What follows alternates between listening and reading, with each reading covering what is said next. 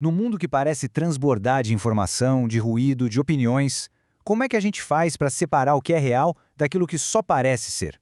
Hoje, a gente vai mergulhar numa das obras mais importantes de Carl Sagan, O Mundo Assombrado pelos Demônios, para encontrar uma luz nessa busca por clareza. No centro de tudo, Sagan nos deu uma imagem, uma metáfora muito poderosa. A ciência como uma vela no escuro. A ideia é simples e, ao mesmo tempo, genial. O método científico pode até parecer uma chama pequena e frágil, mas o poder que ela tem de iluminar a escuridão da ignorância é imenso. Para a gente entender a força desse livro, a gente precisa voltar um pouquinho no tempo, lá para 1995. Ele foi a resposta do Sagan a um fenômeno que ele via com muita, mas muita preocupação: o avanço da pseudociência e do pensamento irracional na sociedade. O conflito que o Sagan descreveu é algo que a gente vive até hoje. De um lado tem o ceticismo da ciência, que pede por provas, por evidências, e do outro tem o apelo de crenças que não têm fundamento nenhum, mas que muitas vezes oferecem um conforto mais rápido, mais fácil. Então, qual é a saída que o Sagan propõe? Ele nos convida a repensar a nossa própria ideia do que é a ciência. Para ele, não é só um amontoado de fatos num livro, sabe? É algo muito mais vivo, muito mais fundamental. E essa diferença aqui é o pulo do gato.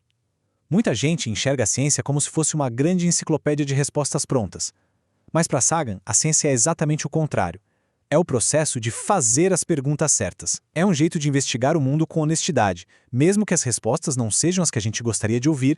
Ok, mas como a gente aplica isso na prática, no dia a dia? É aqui que entra uma das partes mais famosas do livro, o Kit de Detecção de Mentiras do Sagan. Pensa nisso como um conjunto de ferramentas mentais que qualquer pessoa pode usar para avaliar uma afirmação de forma crítica.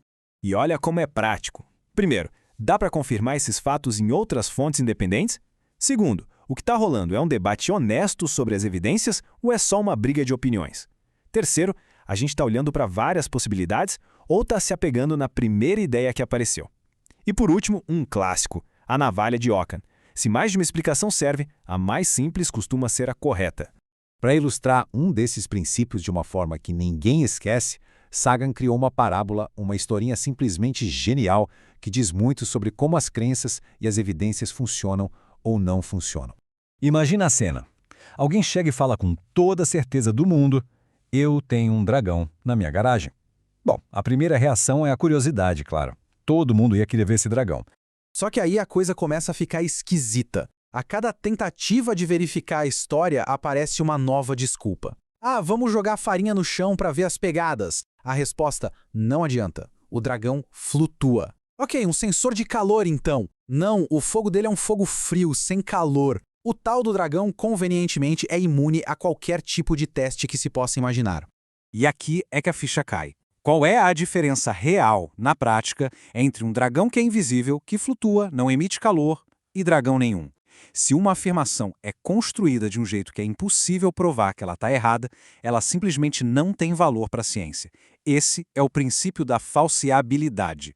Agora, vamos sair da garagem e olhar para o quadro maior. Porque o Sagan não estava falando só de dragões imaginários. Ele estava falando da base de uma sociedade que funciona.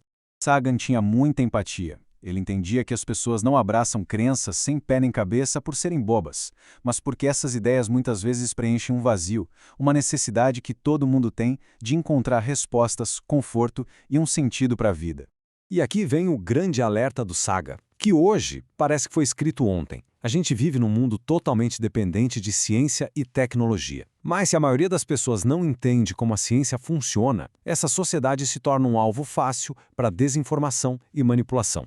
A consequência final disso é muito clara. Uma população que não consegue mais diferenciar o que é verdade do que apenas soa bem, fica sem ferramentas para tomar decisões importantes sobre o próprio futuro. E isso, no fim das contas, é uma ameaça direta à democracia. No final, a mensagem do Sagan é um grande chamado à humildade. A ciência não é perfeita. Ela não tem todas as respostas. Ela erra, e muito.